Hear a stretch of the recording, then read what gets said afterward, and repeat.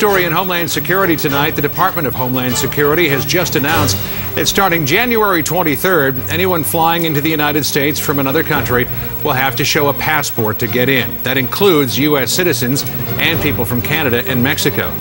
DHS says it is concerned about terrorists using phony documents to get inside the United States. This change comes just as CNN completes a major investigation into fake IDs. When you see this report from consumer correspondent Greg Hutter, you may be startled at just how easy it is to get them. It's America's first line of defense against terrorism, checking IDs at airports and borders. But federal authorities say the growing availability of fake IDs puts national security at risk. That creates a vulnerability that can be exploited by those who wish to do us harm. Hello, the police, open up! Immigration and Customs Enforcement, or ICE, says fraudulent documents are big business, run by organized crime in many major cities. We put a Spanish-speaking CNN producer with hidden cameras on the streets of Metro Atlanta. Within minutes, this man offered a Tennessee driver's license for $150. You bring me the photo, name, date of birth. Then later I bring it to you. You look at it. If you like it, we do business. Could I use it to go through airports? I mean, to board an airplane? Yes, maybe you can, because the one from Tennessee is well done.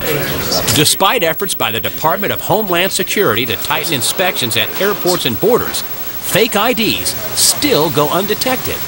This year, government investigators using phony homemade driver's licenses slipped into the country 18 times, getting in every time they tried. I think it's very obvious that America's door is wide open. Senator Charles Grassley, who held hearings on fake IDs, says the loose security shocked him. The federal government is making an honest effort, but they're failing. ICE says a crime ring from Mexico even set up phony document franchises across the U.S. in 33 states. Suad Leja is the stepdaughter of one of the alleged partners. She says she grew up counting money from the sale of phony documents. How much money do you think you counted in a night? Probably more than 50. More than 50,000. ICE has made more than 50 arrests and has task forces in 11 cities. But Leja estimates the fake ID business still earns $300 million a year. They would sell to anybody that could pay for it. Illegal immigrant, terrorist, makes no difference. It makes no difference. Leja showed us this hand signal, IDs for sale. In this Atlanta parking lot, our producer flashed the signal, and this man came right over. I was told I could get a license. You could have it in 2 hours. 2 hours? Uh-huh. And how much are they? They're selling for $140. We didn't buy the false document, but there are many willing customers, and some get caught. At ICE's forensic lab, technicians prepare evidence for court and analyze fake IDs to see how they're made. Michael Everett is the lab director. How good are the fakes? Amazingly good. Very, very good. Very, very difficult to tell that it's a counterfeit. ICE says this fake is top quality. It even has security features visible only under ultraviolet light. With a camera, laptop, and printing equipment anyone can buy, ICE put my face on a fake ID they said could pass for the real thing. Could I use this in an airport? Yeah. At the border? Yeah. You could try to use it anywhere, and it would probably pass muster at, several places. One problem at border crossings is sheer volume.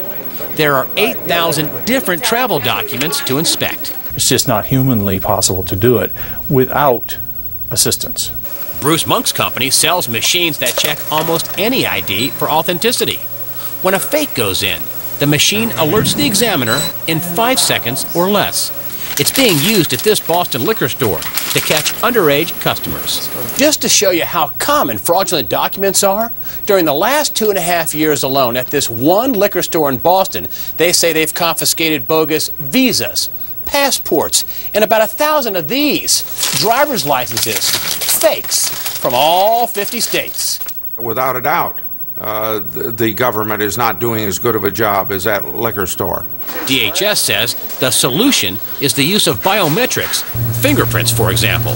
And the agency is pushing toward a 2008 deadline to require hard-to-counterfeit passports for all entry points, including Canada and Mexico. I don't think that they should pussyfoot around. I think they ought to be adopting whatever technology is available and get it done right now. In the meantime, flying domestically or crossing the border, an easy-to-forge ID will do.